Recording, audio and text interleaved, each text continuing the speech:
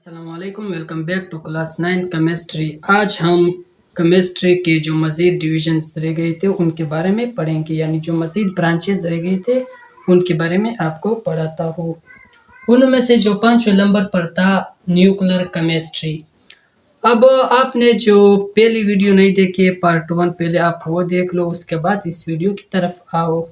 Nuclear chemistry किस चीज़ को कहते हैं? न्यूक्लियर केमिस्ट्री जो है ये केमिस्ट्री का ब्रांच है। किस चीज़ का? केमिस्ट्री का ब्रांच है। इसमें से हम स्टडी करते हैं और किसी भी एटम के न्यूक्लियस को, किसी भी एटम के न्यूक्लियस में जो चेंजिंग होती है, जो तब्दीलियाँ होती है और उन तब्दीलियों से जो एनर्जी रिलीज होती है उनके बारे में जब हम स्टडी करते हैं तो उसको न्यूक्लियर केमिस्ट्री के फील्ड में स्टडी करेंगे।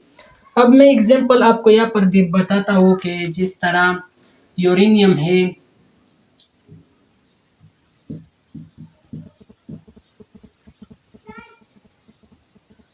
यूरेनियम 38 और दो किस्म के यूरेनियम, ये एटा आइसोटोप के बुनियाद पर मैं बताता हूँ। एक है यूरेनियम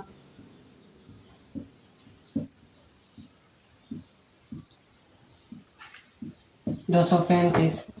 इसमें अब इसके जो न्यूक्लियस में जो तब्दीली आती है तो उससे जो एनर्जी रिलीज होती है तो उसको न्यूक्लियर केमिस्ट्री में स्टडी करते हैं।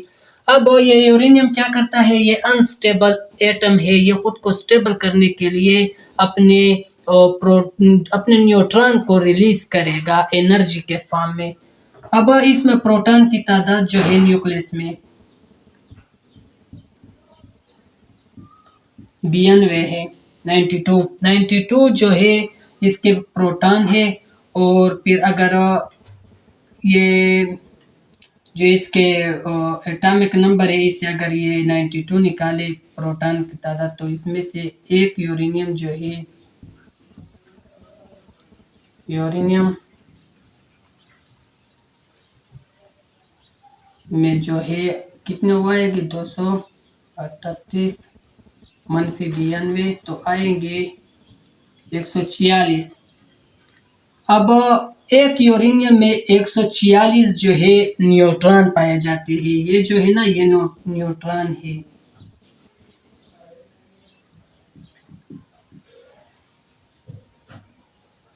न्यूट्रॉन है। और जो दूसरा यूरेनियम है, यूरेनियम 235, उससे अगर ये प्रोटॉन निकाले जाए तो ये आएंगे कितने? 145। तो ये भी क्या है? न्यूट्रॉन है। अब इस यूरेनियम के जो प्रोटॉन और न्यूट्रॉन एक जैसे नहीं है, ये स्टेबल नहीं है। इसका मास जो है, इसका जो न्यूक्लियस है वो स्टेबल नहीं है। इसके अब यूरेनियम अपने न्यूक्लियस को स्टेबल करने के लिए अपने न्यूट्रॉन की तादाद जो है वो प्रोटॉन के बराबर करेगा। अब जब ये न्यूक्लियस जो है, ये न्यूक्लियस से जब ये न्यूट्रॉन, कितने न्यूट्रॉन बाहर जाएंगे? अब मैं बताता हूँ कि 92 मनफी 145 तो निकलेंगे कितने? 53। एक यूरेनियम से, यूरेनियम 235 से जो है और 53 न्यूट्रॉन निकलेंगे। और जो दूसरा है यूरेनियम 238 से जो है 56 न्यूट्रॉन्स निकलेंगे उसके मास से। फिर उसके बाद जो है यूरेनियम स्टेबल होगा, यानी प्रोटॉन और न्यूट्रॉन की तादाद सेम होगी।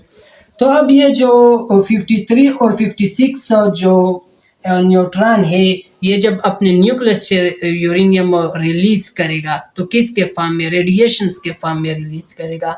ये न्यूट्रॉन जो है ये कन्वर्ट हो जाएंगे किस चीज़ में? और रेडिएशंस में। कौन कौन से रेडिएशंस? एक एनर्जी के फॉर्म में तब्दील हो जाएंगे, हीट एनर्जी के फॉर्म में,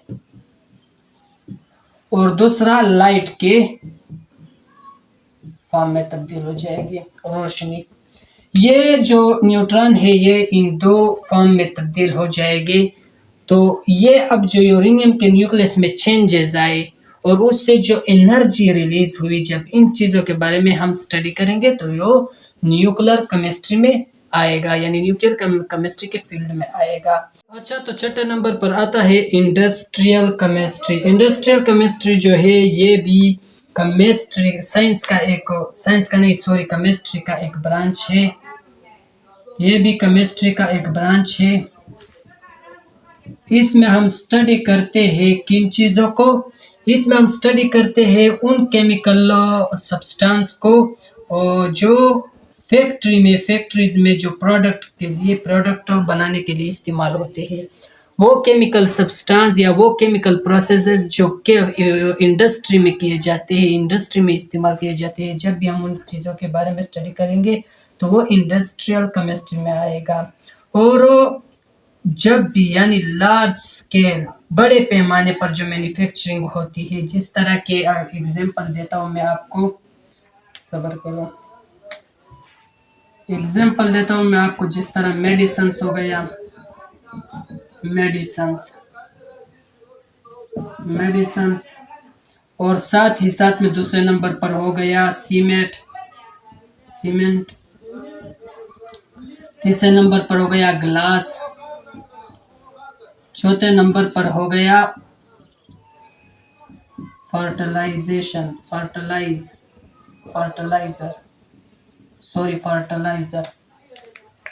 अब इस तरह के फैक्ट्रीज में जो केमिकल इस्तेमाल होते हैं, जो केमिकल कंपाउंड इस्तेमाल होते हैं इन चीज़ों को बनाने में, तो उनके बारे में, जब उन केमिकल कंपाउंड्स के बारे में हम स्टडी करेंगे तो उसको इंडस्ट्रियल केमिस्ट्री कहते हैं। अब हम चलते हैं सातवें नंबर पर, सातवें ब्रांच की तरफ। अच्छा, तो आते हैं सातवें डिविजन्स के ऊपर, सातवें ब्रांच के ऊपर, एनालिटिकल केमिस्ट्री।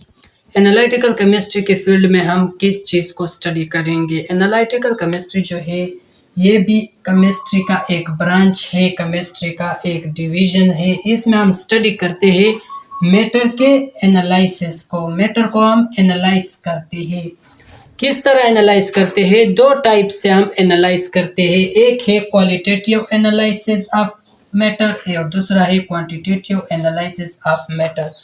अब क्वालिटेटिव एनालिसिस में क्या करते हैं? क्वालिटेटिव एनालिसिस में मैं एक एग्जांपल के मदद से ये दोनों आपको समझा देता हूँ। मिसाल के तौर पर क्वालिटेटिव में कहते हैं कि इस मैटर में, इस मादा में कितने मिकदार में सब्सटेंस मौजूद है और कौन कौन से सब्सटेंस मौजूद है, कौन कौन से सब्सटेंस मौजूद है। सब्सटेंस की पहचान चाहिए कि ये मादा किन सब्सटेंस से मिलकर बना हुआ है। जिस तरह पानी है,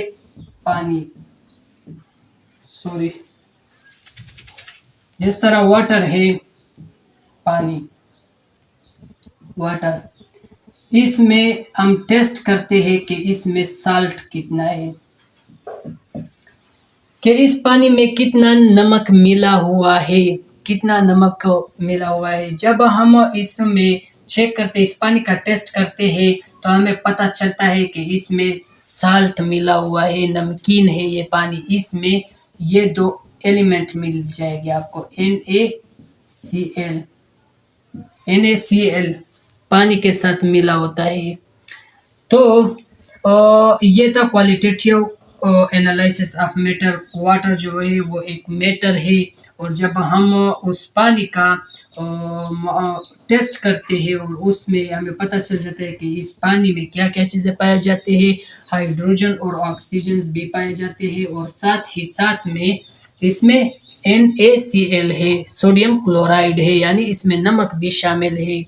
तो फिर हम ये देखेंगे कि इस पानी में जो है, इस पानी में कितने मिकदार में नमक शामिल है, यानी इनमें NaCl यानी सोडियम क्लोराइड की कितनी तादाद में है। तो ये तादाद जो है ये है क्वांटिटेटिव एनालिसिस करना मैटर का। अब हमने ये एक मैटर है, ये जो वाटर है ये एक मैटर है। हम पहले इसके टेस्ट करेंगे कि ये पानी प्योर है कि नहीं है, ये फिल्टर वाला पानी है, साफ पानी है कि गंदा पानी है। जब हम इसका टेस्ट करेंगे तो हमें पता चल जाएगा कि हम इसका क्वालिटेटिव एनालिसिस करते हैं इस मैटर का, तो हमें पता चल जाएगा कि इसमें सॉल्ट मिला हुआ है, ये नमकीन पानी है। तो फिर हम दूसरा इसका एनालिसिस करते हैं कि कितने मिकदार में इसमें सॉल्ट जो नमक है मौजूद है। तो उस दूसरे जो हम मालूम करते हैं इसकी तादाद को, उसको क्वांटिटेटिव एनालिसिस ऑफ मैटर कहते हैं। इसमें आप शुगर के टेस्ट का भी वो कर सकते हो कि इंसान के ब्लड में कितने इंसुलिन है। तो इसी तरह ये था एनालिटिकल केमिस्ट्री। और आगे चलते हैं लास्ट डिविजन्स की तरफ, यानी लास्ट ब्रांच की तरफ, इन्वायरमेंटल केमिस्ट्री की तरफ। अच्छा, तो लास्ट डिवीजन है आठवां डिवीजन, जो आठवां ब्रांच है इन्वायरमेंटल केमिस्ट्री। इन्वायरमेंटल केमिस्ट्री में इस फील्ड में अब हम क्या पढ़ेंगे?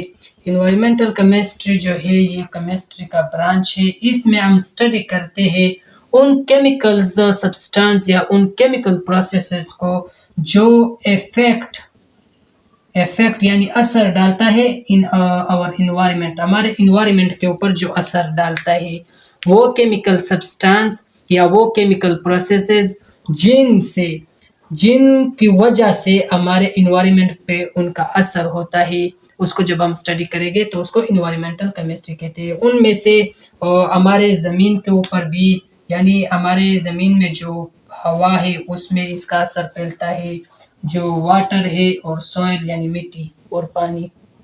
अब इसमें कौन कौन से आते हैं? जिस तरह गाड़ियों के धुएं से फिजा होता है, पॉल्यूशन होता है, फिजा की एयर की पॉल्यूशन होती है, और इंडस्ट्री के वेस्ट से